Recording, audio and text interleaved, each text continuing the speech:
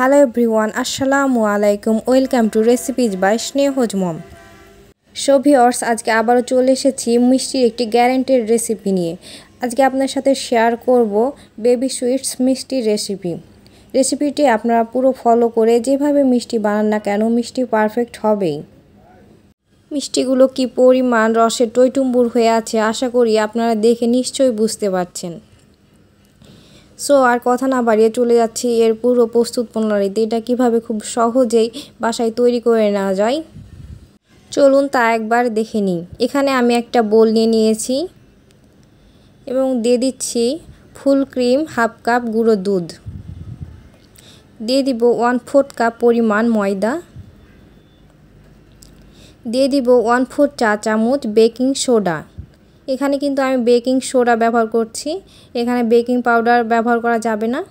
সবগুলো শুকনো উপকরণ দেওয়া হয়ে গেলে এটা খুব ভালোভাবে মিশিয়ে নিব। খুব ভালোভাবে মিশিয়ে নিতে হবে যেন কোনোটা আলাদা থেকে না যায়। খুব ভালোভাবে মিশিয়ে নিচ্ছি এবং এখানে দিয়ে দিব 1 চা চামচ পরিমাণ ঘিটা দিয়ে এবার এটা আবারও খুব ভালোভাবে মিশিয়ে নিব। মিষ্টি পারফেক্ট বানানোর জন্য এই মিশাটা খুব জরুরি। প্রতিটা উপকরণ খুব ভালোভাবে মিশিয়ে নিতে হবে। ভালোভাবে মিশিয়ে নেওয়া হয়ে গেলে এইভাবে হাতে মুঠো করে নিব। যদি দেখি এটা পুরোটা মুঠো করতে পারছি তাহলে বুঝে নিব এটা খুব ভালোভাবে মাখানো হয়ে গেছে।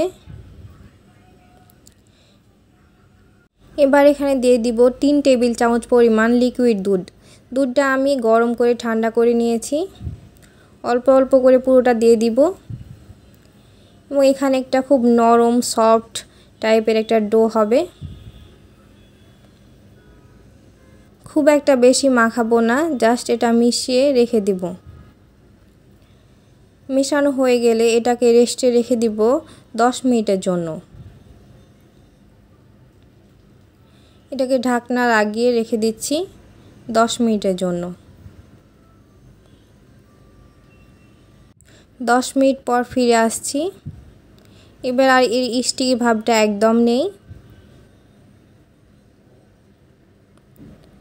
এবার এটাকে পুরো একটা রোল বানিয়ে নিব। রোল বানানো হয়ে গেলে এটা থেকে ছোট ছোট করে বল আকৃতি করে কেটে নেব। ঠিক আমি এরকমভাবে বলগুলো বানিয়ে নিচ্ছি। সবগুলো বল আমার বানিয়ে নেওয়া হয়ে গেছে। এখানে আমার 62টা বল হয়েছে। এবার এইগুলোকে একটা করে নিয়ে 2 হাতের তালুতে ঘুরিয়ে ঘুরিয়ে মিষ্টির আকৃতির বল তৈরি করে নিব। মিষ্টিগুলো একদম ক্র্যাকলেস হতে হবে। ঠিক এইরকমভাবে আমি সবগুলো মিষ্টি বানিয়ে নিয়েছি।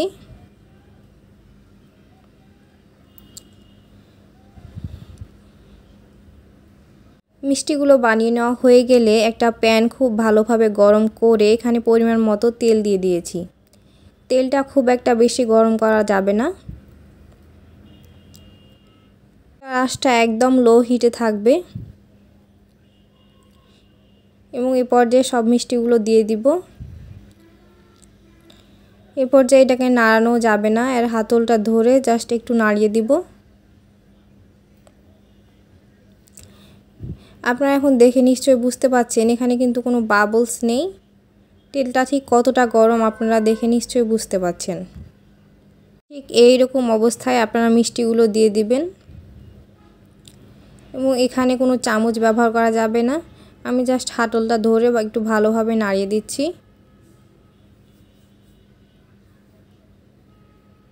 ঠিক এইভাবেই লো হিটে মিষ্টিগুলো 5 মিনিট মতো ভেজে নিতে হবে। মিষ্টিগুলো যখন উপরে উঠে আসবে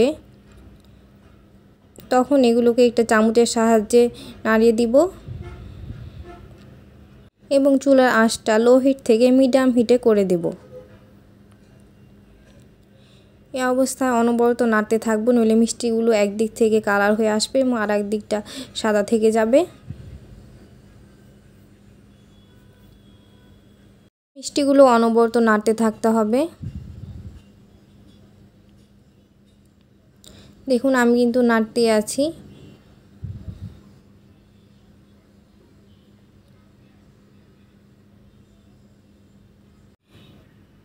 নাড়তে নাড়তে আরও কিছুটা কালার চলে আসলে আমি সাদা মিষ্টিগুলো উঠিয়ে নিব।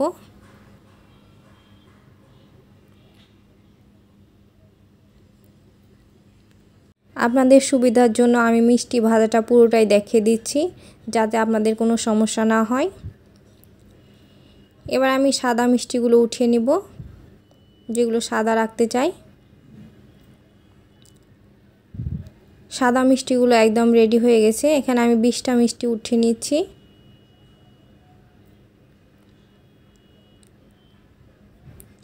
এবার পরে মিষ্টিগুলো আরেকটু ভালোভাবে ভেজে নিব।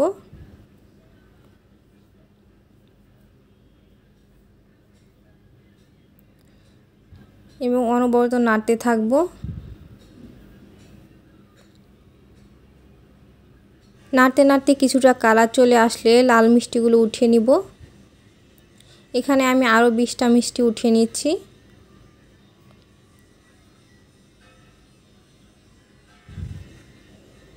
এবং বাকি মিষ্টিগুলোকে একদম কালো জামের মতো কালো করে ভেজে নেব।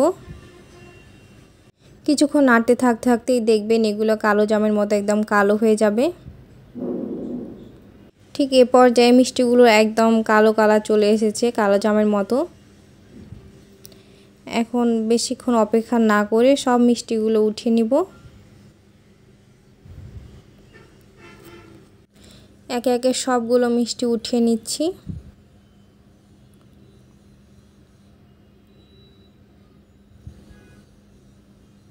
পর্যায়ে খুব একটা দেরি করা যাবে না, নইলে মিষ্টিগুলো পুড়ে যেতে পারে। এই যে সবগুলো মিষ্টি আমার উঠিয়ে নেওয়া হয়ে গেছে। এখানে 3 কালারের মিষ্টিগুলো একদম রেডি। এবার চলে যাব শিরার প্রিপারেশানে। এখানে দিয়ে দিচ্ছি 1 কাপ পরিমাণ চিনি এবং দিয়ে দিব 1.5 কাপ পরিমাণ পানি।